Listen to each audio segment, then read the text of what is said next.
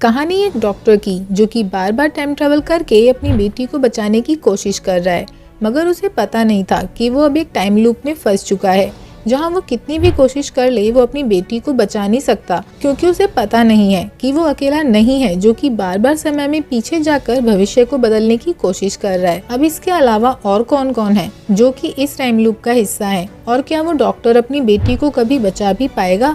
चलिए शुरू से जानते हैं इस जबरदस्त कहानी में।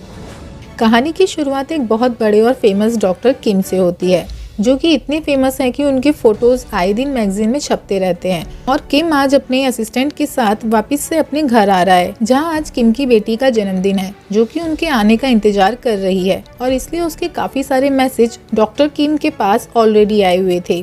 अब फ्लाइट लैंड होती है, जहां डॉक्टर किम एयरपोर्ट से निकल ही रहे थे कि वहां वे पाते हैं कि एक बच्चे के गले में कोई कैंडी फंस गई है, जिसे कि सांस नहीं आ रही है। सो डॉक्टर किम जल्दी से भागकर उसे बचाने लगते हैं, और फाइनली वे ऐसा कर भी लेते हैं, जिसे देख एयरपोर्ट पर मौजूद सारे ही लोग अब डॉक्टर किम के लिए तालियां बजाने लगते हैं। अब बाहर आते ही एयरपोर्ट पर डॉक्टर मीडिया को इंटरव्यू भी देते हैं, जो कि टीवी पर लाइव जा रहा था, और डॉक्टर की बेटी भी इसे टीवी पर देख रही थी। अब मीडिया से निकलने के बाद डॉक्टर अपनी बेटी को मैसेज करते हैं कि अब वो उसे और इंतजार नहीं करवाएंगे, और वो सीधा उसी के पास आ रहे हैं, जहां उसकी बेटी भी यह सब सुनने के बाद काफी खुश थी, क्योंकि उसके पिता काम के सिलसिले में अक्सर बाहर ही रहते हैं। अब डॉक्टर किम घर जा ही रहे थे कि उसे एक टैक्सी का एक्सीडेंट हुआ नजर आता है। अब यहाँ से डॉक्टर जल्दी से उनकी मदद के लिए कार रोकने लगते हैं और उन्हें देखने जाते हैं कि क्या वे ठीक हैं, मगर वे वहाँ पाते हैं कि टैक्सी का ड्राइवर और पीछे बैठी एक औरत ऑलरेडी मर चुके हैं। यहाँ डॉक्टर को उनके लिए काफी बुरा भी लगता है, मगर वे इनके लिए अब कुछ कर भी तो नहीं सकते थे, और वैसे भी अब तक एम्बुलेंस वहाँ आ चुकी थी। सो वे अब अपने घर वापस जाने लगते हैं, जहाँ वो अपनी बेटी को कॉल करके बताने लगते हैं कि वो बस कुछ ही देर में पहुँच रहे हैं। मगर अब फोन उसकी बेटी नहीं बल्कि कोई अनजान आदमी उठाता है, और किम को यहाँ से बहुत ही बुरी खबर का पता चलता है। वो आदमी बताता है कि किम की बेटी का मेन रोड पर एक्सीडेंट हुआ है, जिसमें कि वो मारी गई। डॉक्टर किम घबराहट में पलट कर देखते हैं, जहां जिस टैक्सी का एक्सीडेंट हुआ था उससे कुछ ही दूर पहले लोगों की भीड़ लगी हुई थी। डॉक्टर भागकर वहीं जाता है, जहां वो पाता है कि जो टैक्सी सामने वाले फुटपाथ से जाकर टकराई है, उससे टकराने से पहले उसकी बेटी से टक्कर लगी थी, जिसमें उसकी बेटी भी मारी गई। डॉक्टर किम अब अंदर तक हिल चुके थे कि ये क्या हो गया, मगर अचानक से कुछ ही पलों के अंदर अब डॉक्टर किम खुद को फिर से कुछ घंटों पहले फ्लाइट में पाते हैं, जहां डॉक्टर हैरान थे कि ये अचानक से क्या हुआ, वे समय में पीछे कैसे आ गए, क्या जो कुछ उसने देखा वो कोई बुरा सपना था या फिर वो सच था।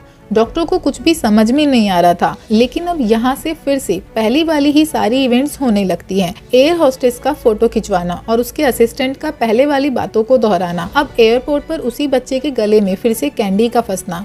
यहाँ डॉक्टर किम जल्दी से पहले बच्चे को बचाते हैं, और अब तक उन्हें पता चल चुका था कि शायद वो टाइम ट्रेवल करके यहाँ आए हैं और समय में पीछे आ गए हैं, और कुछ ही देर बाद उनकी बेटी का एक्सीडेंट होने वाला है। उसे भागकर उसे रोकना ही होगा। यहाँ डॉक्टर इंटरव्यू को बीच में ही छोड़ जल्दी से उसी एक्सीडेंट वाली साइट पर पहुँचते हैं, जहाँ वे इस बार काफी तेजी से कार भी चलाते हैं, मगर इस बार भी वो एक्सीडेंट ऑलरेडी हो चुका था, जिसमें टैक्सी का ड्राइवर, पीछे बैठी वो औरत और किम की बेटी तीनों मारे जा चुके थे। यहाँ डॉक्टर थोड़ा जल्दी तो यहाँ पहुँच गए थे, मगर एक्सीडेंट ऑलरेडी अभी भी हो चुका था, और यहाँ पर फिर से पहले की तरह अब कुछ ही पलों में अचानक से वो खुद को कुछ घंटों पहले फ्लाइट में पाते हैं। और यहाँ से अब तक वे सब कुछ समझ चुके थे कि वे एक टाइम लूप में फंस चुके हैं, जहाँ हर बार उनकी बेटी ही एक्सीडेंट में मारी जाती है, और उसके बाद वो समय में पीछे आकर इस दिन को शुरू से शुरू करते हैं, और अभी भी कुछ ही देर बाद ऐसा ही होने वाला है। सो उन्होंने कैसे भी करके इस बार टाइम से पहले वहाँ जाकर उसे बचाना होगा, और क्योंकि इस बार उन्हें भविष्य में होने वाली सारी ही घटनाओं का पहले से पता था, तो इस बार वो पहले ही भागकर पहले उस बच्चे के हाथ से कैंडी छीनते हैं, ताकि वो उसके गले में अटके ही ना। फिर वो जल्दी से भागकर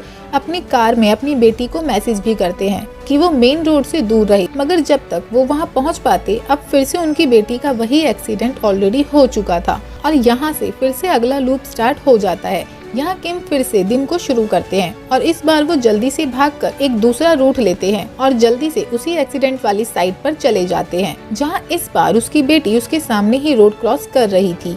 मगर अब वही टैक्सी पीछे से आकर उसे उड़ा देती है और उसके सामने ही वो एक्सीडेंट फिर से हो जाता है। यहाँ डॉक्टर किम समझ नहीं पा रहे थे कि वो कितनी भी कोशिशों के बाद अपनी बेटी को बचा क्यों नहीं पा रहे हैं। अब डॉक्टर किम यहाँ से एक नया रास्ता चुनने का फैसला करते हैं। यहाँ से नया लूप स्टार्ट होने से पहले इस बार वे टैक्सी ड्राइवर का मोबाइल नंबर और टैक्सी नंबर दोनों नोट कर लेते हैं, ताकि अगले लूप में वे टैक्सी ड्राइवर को पहले से ही फोन करके वहां जाने से रोक दें। और वे ऐसा करते भी हैं, मगर अब फोन पर वो टैक्सी ड्राइवर उनकी बातों को सीरियसली नहीं लेता और जब तक डॉक्टर किम वहां पहुंच पाते, इस बार फिर से वही एक्सीडेंट हो चुका था। अब टैक्सी ड्राइवर ने उसके फोन करने के बावजूद उसकी बातों को सीरियसली क्यों नहीं लिया, ये हमें जल्दी ही पता चलने वाला है। अब डॉक्टर किम वहीं एक्सीडेंट साइट पर हैरान था कि ये सब हो क्या रहा है, मगर तभी एक और आदमी उनसे आकर लड़ने लगता है, यह कहकर कि तुम ये सब क्यों कर रहे हो, क्योंकि मैं बार बार समय में पीछे जाकर अपनी पत्नी को बचाने की कोशिश कर रहा हूँ। जहाँ हर बार इस लूप में बाकी सब तो सेम वैसे ही होता है, मगर हर लूप में तुम बार बार अलग अलग चीजें करते रहते हो। और यहाँ से कहानी में एक बड़ा मोड़ आता है, जहाँ से रिवील होता है कि इस आदमी का नाम ली है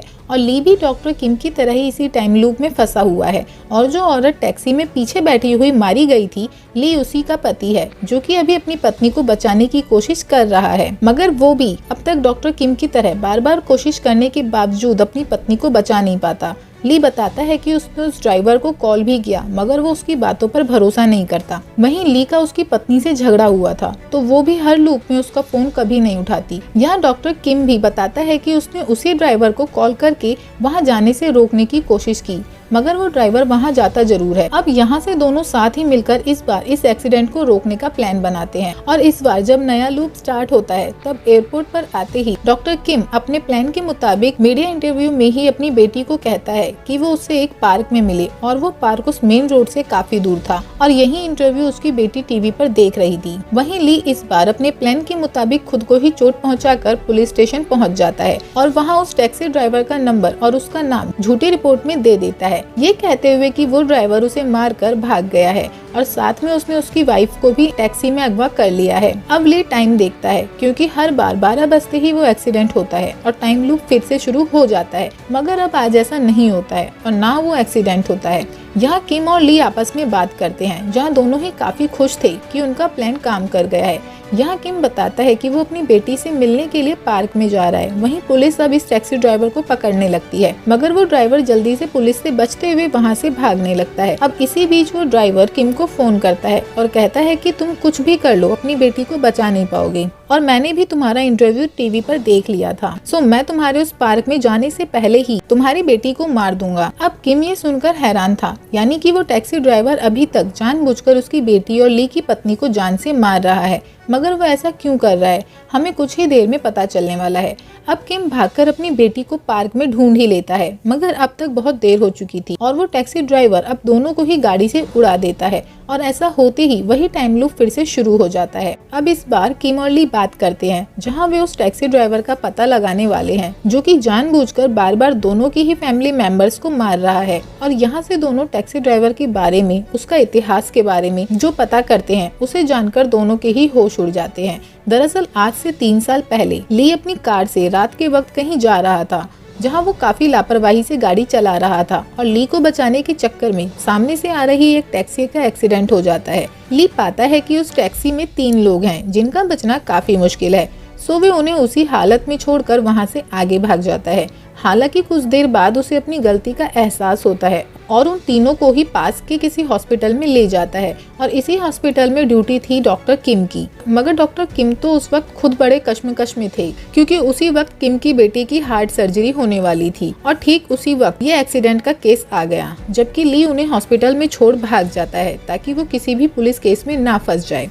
तभी डॉक्टर किम पाता है कि टैक्सी ड्राइवर की वाइफ ऑलरेडी मर चुकी है, जबकि टैक्सी ड्राइवर और उसका बेटा अभी भी जिंदा थे। वहीं किम की बेटी को जिंदा रहने के लिए एक दूसरा दिल चाहिए था, और यहाँ से ना चाहते हुए भी किम वो करता है जो किसी डॉक्टर के लिए करना सबसे बड़ा पाप है। किम जल्दी से उस टैक्सी ड्राइवर के बेटे का दिल निकालकर अपनी बेटी में ट्रांसप्लांट कर लेता है, जिससे टैक्सी ड्राइवर का बेटा भी वहीं मारा जाता है। वहीं किम, जो कि इतना फेमस डॉक्टर है, सो उसने उस ट्रांसप्लांट से रिलेटेड सारे सबूत मिटा दिए थे। वहीं ड्राइवर कई महीनों तक कोमा में रहा। प्रेजेंट टाइम में ली और किम दोनों समझ चुके थे कि वो टैक्सी ड्राइवर उन दोनों से बदला ले रहा है, क्योंकि दोनों ने ही अपने अपने तरीके तरीकों से उससे उसकी फैमिली छीन ली थी। दूसरी ओर अब वही ड्राइवर दिखाया जाता है जो कि जब कोमा से उठा तो उसे पता चला कि डॉक्टर किम ने और ली ने उसके साथ क्या किया, और वहाँ से उसने फैसला कर लिया कि वो उन दोनों से भी उनकी फैमिली छीन लेगा, और इसलिए उसने पहले ली की पत्नी को टैक्सी में ही जान से मार दिया और फिर उसी टैक्सी से किम की बेटी को उड़ाते हुए खुद की भी जान ले ली। मगर उसके बाद से टैक्सी ड्राइवर पाने लगा कि जब भी वो उन दोनों को मारता है और खुद भी मरता है, ये दिन फिर से शुरू हो जाता है। यानी कि सिर्फ ली और किम ही नहीं थे, बल्कि ये टैक्सी ड्राइवर भी इसी टाइम लूप का एक हिस्सा है, और ये तीनों इस लूप में फंसे हुए हैं जो कि अलग अलग कारणों से एक दूसरे से जुड़े हुए हैं।